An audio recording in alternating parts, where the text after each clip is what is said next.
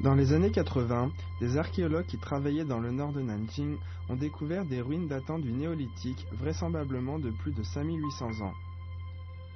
En plus de squelettes humains, 76 pierres de Yu-Hua ou fleurs de pluie avaient été excavées. Les archéologues pensaient que les pierres avaient été enterrées avec les morts. En 1987, une tombe de la dynastie des Song avait été mise au grand jour dans le district de Luhe, à Nanjing. Un ornement ressemblant à une pêche sculptée à partir d'une roche de Yu-Hua avait été découvert dans le tombeau. On en déduisait que 5800 ans auparavant, les pierres de Yu-Hua étaient perçues comme un symbole de richesse et de rang social. Il est à noter que les roches de Yu-Hua ont été trouvées à Nanjing. Quelques écrits mentionnent ces pièces comme faisant partie des objets funéraires dans d'autres régions de Chine.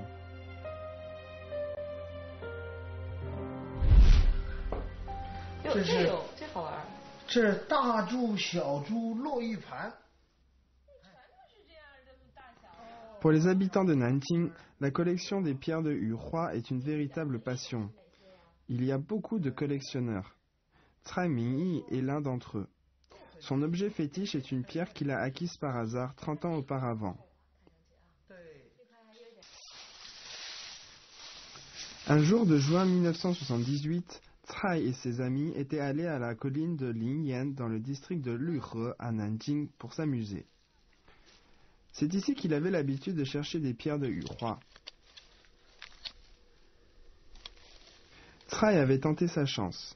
Il est très difficile de trouver des pierres de Yu-Hua dans un tas de roches, mais quelque chose d'exceptionnel se produisit.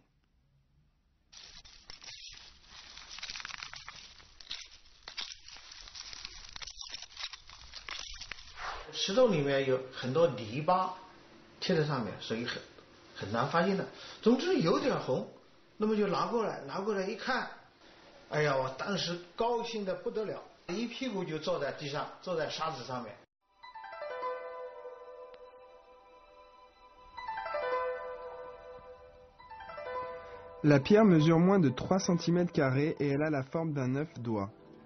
Sa texture est douce et translucide comme du jade. Encore plus inhabituel toutefois, une gueule de renard apparaît dessus.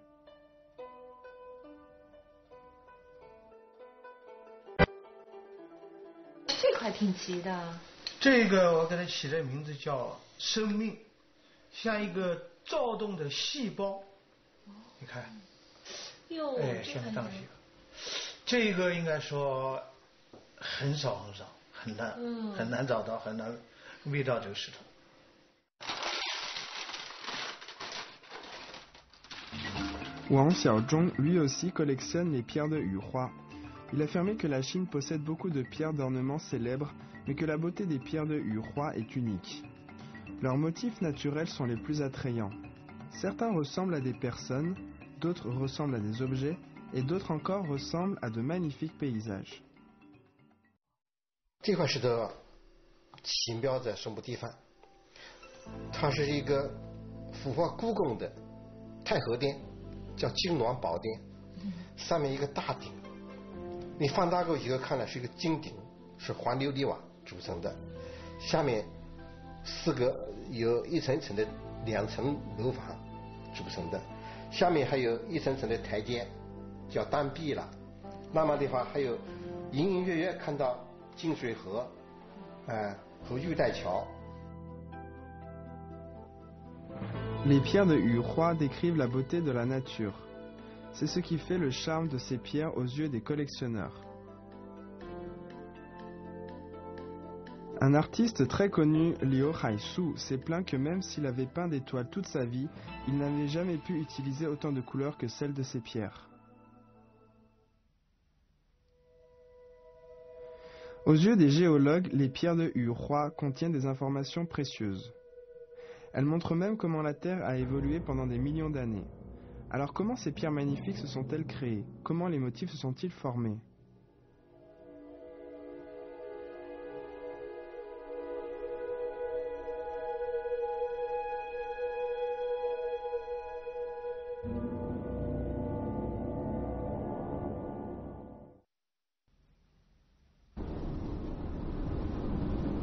En mars 2011, le professeur Trao Kuei-yuan à l'Institut de géologie et des ressources minérales s'était embarqué dans un voyage pour découvrir les pierres de Yuhua.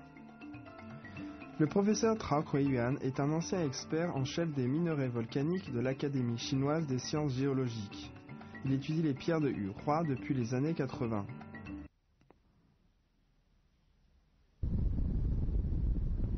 Le professeur Trao affirmait que les pierres de Yuhua sont principalement localisées dans le district de Luhe à Nanjing. Luhe se trouve dans la banlieue extérieure à 40 km du centre-ville de Nanjing.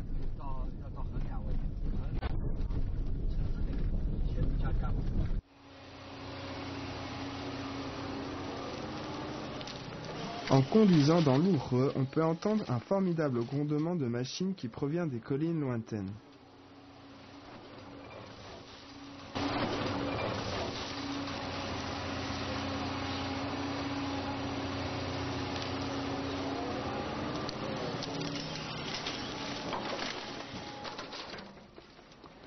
C'est le site minier de la ville de Miying à Luhe.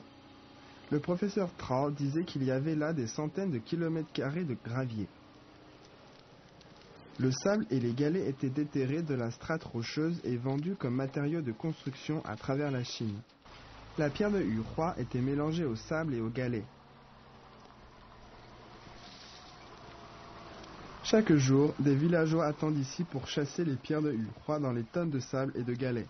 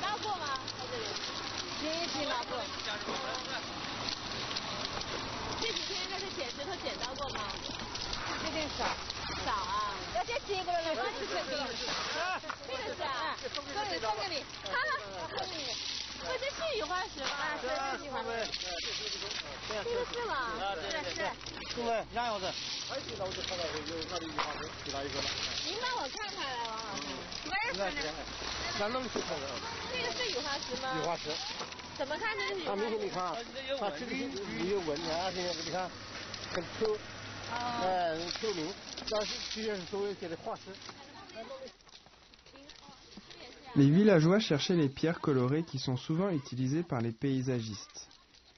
Comme elles sont opaques et rugueuses, on les appelle les pierres mortes par ici.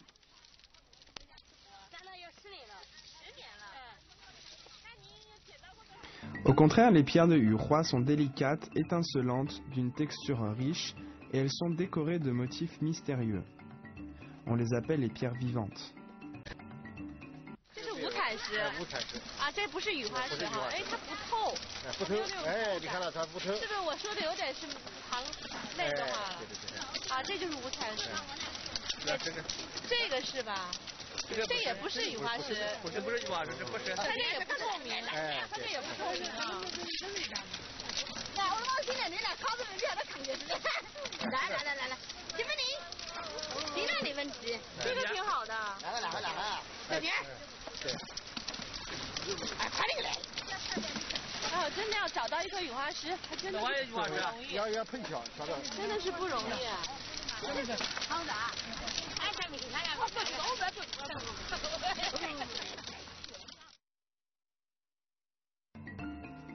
Les pierres de Yuhua ont pris des noms différents au fil de l'histoire. Le nom le plus courant est l'agate. Le professeur Trao affirme que les motifs magnifiques de ces pierres sont formés par la présence d'agate. Mais alors comment l'agate s'est-elle formée et comment est-elle devenue la pierre de Yuhua? 这个火山爆发之后，岩浆的冷却的过程的后期，岩浆基本冷了，但是还有一些残余下来的气液体，这种气液体是富含二氧化硅的气液体。Le professeur Trau affirme que le liquide a rempli les pores de la roche. La silice s'est progressivement séparée du liquide et s'est accumulée dans la roche. C'est ainsi que l'agate s'est formée.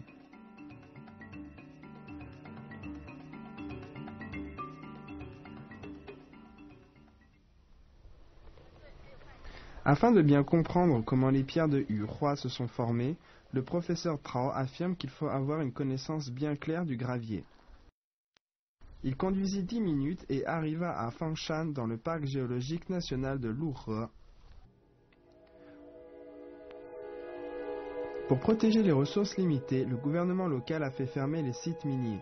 La plupart du gravier du parc est maintenant protégé.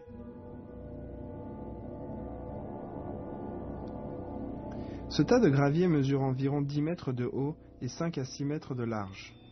Les pierres autour des dépôts ont été déterrées.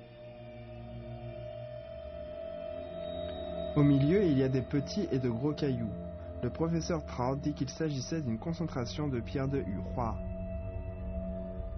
它为什么里面有那么多的鹅卵石？现在所以这个砂砾岩层呢，就是它的特点。首先在物质成分上，里边我们看的这个砾石都是圆的，所以我们就平常我们叫鹅卵石。我们大家如果在河里边走一走的话，会捡到这种很圆的椭圆形的这种石头叫鹅卵石。那么这个现在所有的石头，你看都是圆形的、椭圆形的，是吧？那么这个就是说明这种砾石是经过河流里边相当长距离的搬运以后形成的，灌液以后形成的。Le professeur Trau affirmait qu'à cause des mouvements de la croûte, une roche volcanique contenant des agates et la strate environnante ont été cassées et se sont écroulées. Des gros morceaux de roche sont tombés dans le ruisseau. Des grosses roches se sont entrechoquées dans le lit de la rivière et les galets se sont formés progressivement.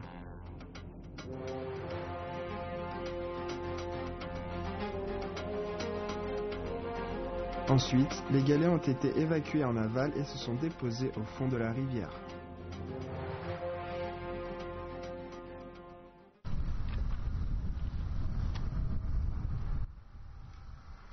Le professeur Trau nous montra plusieurs autres dépôts de gravier. Tous contenaient un grand nombre de galets. Il disait que le dépôt contenant des pierres de Hu-Roi s'appelait le gravier de Hu-Roi-Trai. Il s'est formé il y a 10 millions d'années et s'est réparti en grande quantité dans le district de Luhe sur une zone de plusieurs centaines de kilomètres carrés. D'après le professeur Trau, les pierres de Hu-Roi ont été transportées jusqu'ici par l'eau. Elles ne viennent pas de Luhe. Mais alors, où est le lieu d'origine de ces pierres?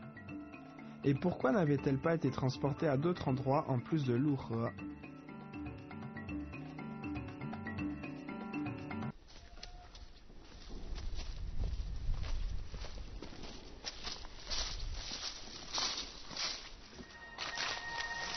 Durant des recherches autour des dépôts de gravier, des roches grises à plusieurs trous étaient visibles partout.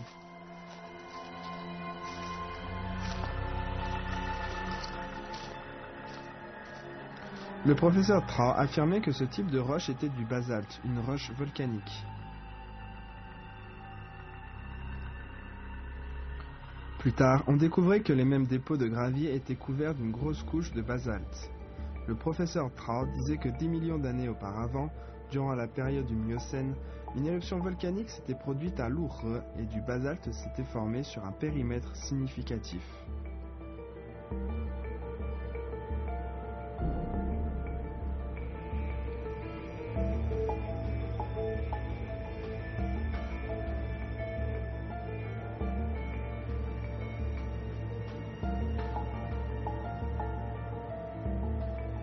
La formation des pierres de Hu-Roi est liée à l'éruption volcanique.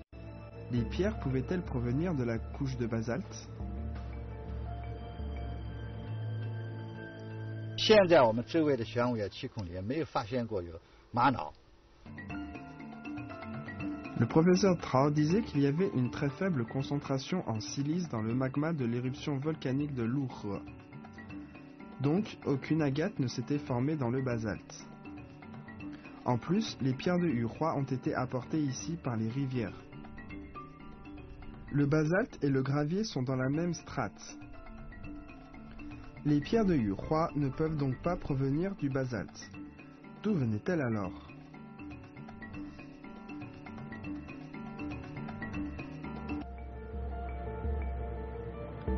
D'après une étude menée par des géologues, des roches épaisses devraient avoir été emportées par la rivière à plusieurs kilomètres afin de devenir des galets.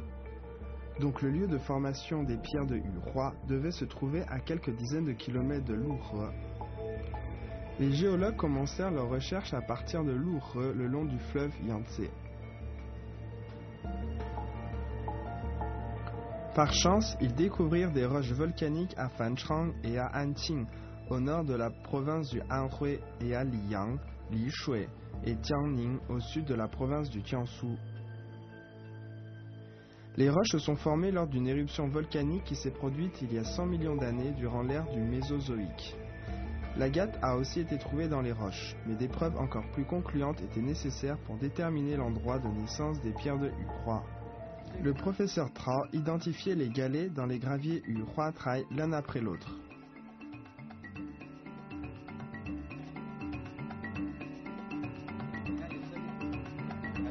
Il découvrait plusieurs variétés de différents types de galets, formés durant différentes périodes géologiques dans le gravier de Luhe.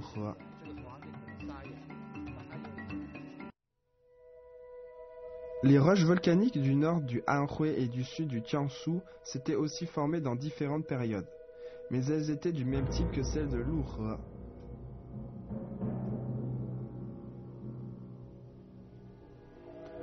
Alors comment les pierres avaient-elles migré au district de Luhe à Nanjing ? Le professeur Trau affirmait que la migration était liée aux caractéristiques géographiques de l'ancien Luhe. 10 millions d'années auparavant, Luhe était localisé près de l'ancien Yangtze. Beaucoup d'affluents de rivières passaient à travers Luhe. Luhe était à basse altitude.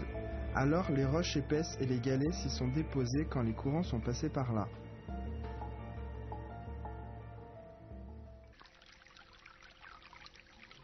Le charme des pierres de Hu-Roi réside en leur clarté cristalline, leur couleur riche et surtout les motifs vivants qui y sont dessinés. Quand on regarde cette pierre, on voit 5 chiffres arabes 3 qui ressortent à la surface. Vous pouvez les tourner et regarder à nouveau.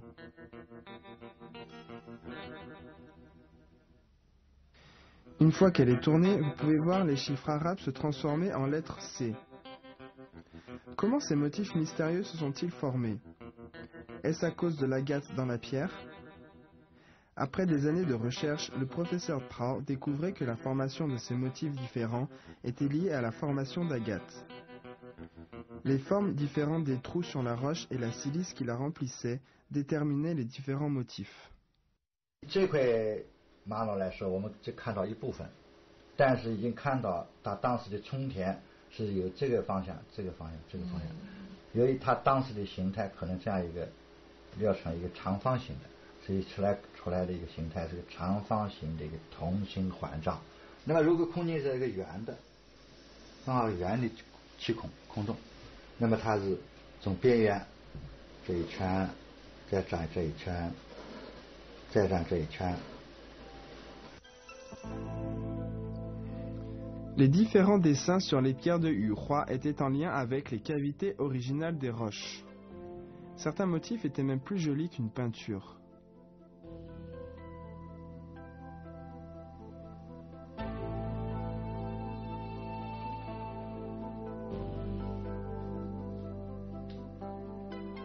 C'est一个湖面上淡淡的绿色，水很平静，两边一些杨柳啊、树啊。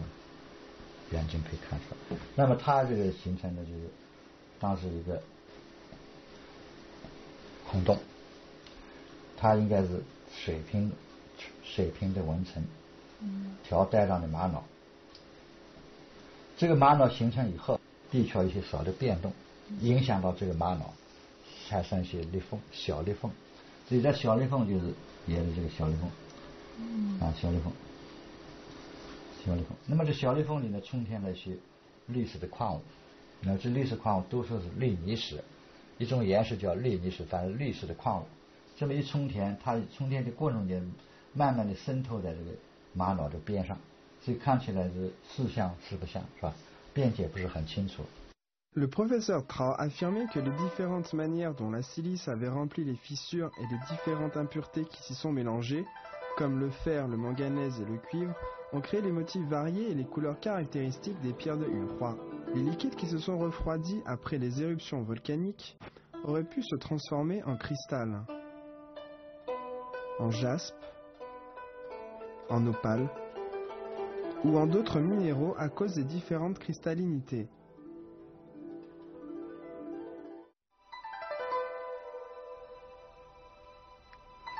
Le professeur Trau affirmait que les différents motifs et couleurs des pierres de Urhua s'étaient notamment formés par la présence de l'agate. Ils étaient aussi liés au processus de migration et de dépôt. Des substances variées par nature s'infiltraient et se mélangeaient constamment avec les pierres. En même temps, une variété de mouvements géologiques avait aussi changé l'apparence des pierres. C'est ça le charme des pierres de Urhua.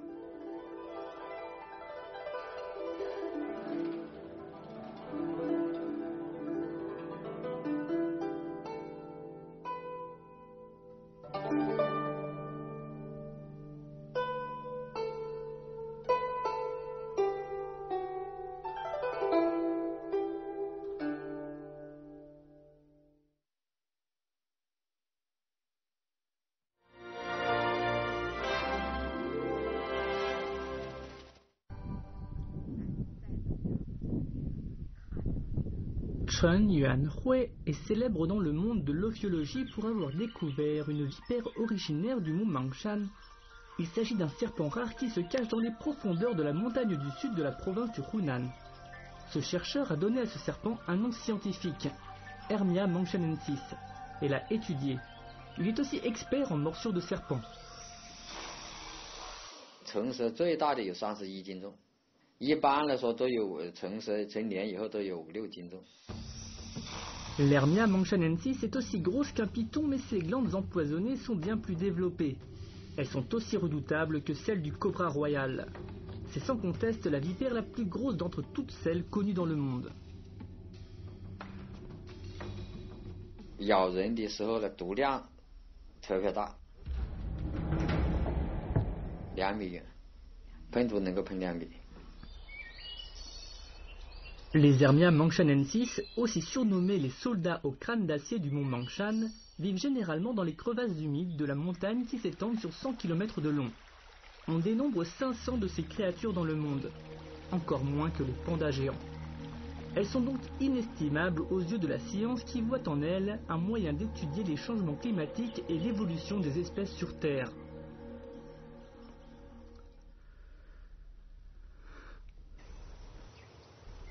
Chen a étudié le comportement des Hermia mangshanensis dans la nature. Quand il rencontre une blessée, il la ramène chez lui et la soigne. Une fois la vipère guérie, il la libère dans son habitat naturel.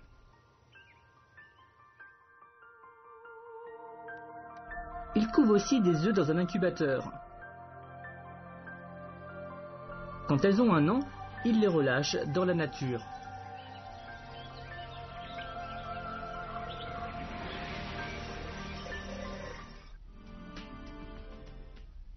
En septembre 2008, ces serpents ont commencé à muer l'un après l'autre. Parmi eux, un des serpents avait perdu l'appétit. Il ne parvenait pas à terminer sa mue. Chen avait donc décidé de la faire grimper sur un sol plus adhérent pour qu'elle puisse se débarrasser au plus vite de sa peau morte.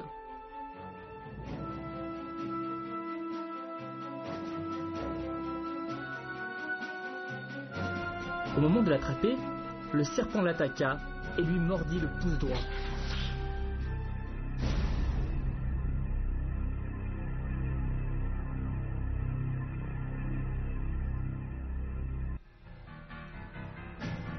En un instant, le sang coula de son doigt. L'air semblait s'être condensé. Les serpents sont des animaux à sang froid, mais ils sont très paresseux. Pourquoi ce serpent avait-il attaqué Chen aussi soudainement alors qu'il n'avait vraisemblablement aucune raison apparente? Quand les serpents muent, ils utilisent une grande quantité d'énergie physique. Ils sont très irritables et attaquent ce qui les entoure, même ce qui ne paraît pas menaçant.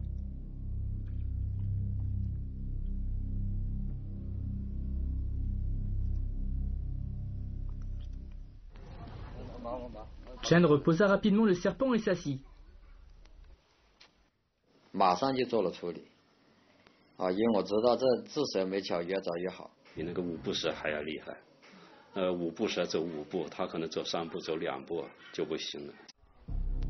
Chen utilisait une cigarette pour brûler la morsure du serpent tout en essayant de faire sortir le sang hors de la blessure. Cette façon, pour le moins simpliste, pouvait-elle le sauver du puissant venin?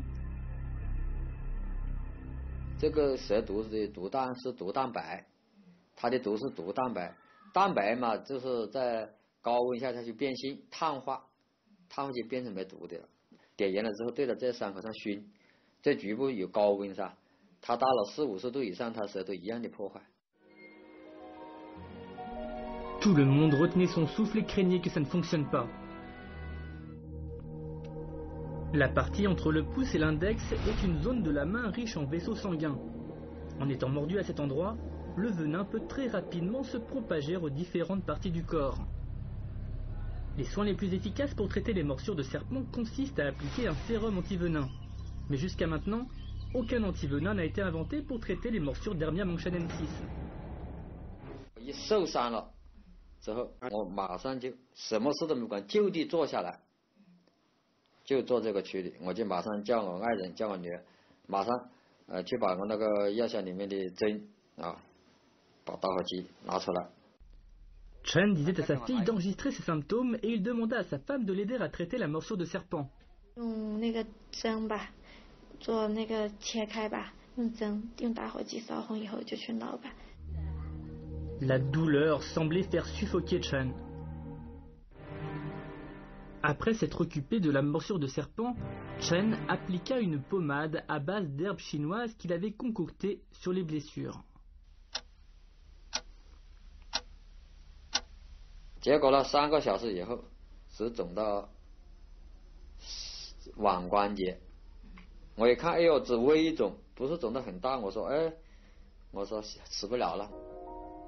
5 ans auparavant, c'est de cette manière que Chen s'était sauvé la vie. Mais aujourd'hui, il s'était à nouveau fait mordre par une Hermia monchanensis. Il avait de plus en plus mal. Cela inquiétait sa fille. Le traitement des morsures de serpent était le même que la dernière fois. Cela fonctionnerait-il à nouveau?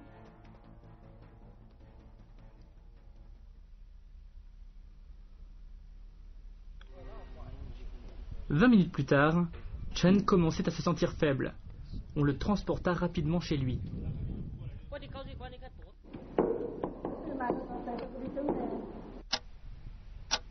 3 heures plus tard, son état se stabilisait.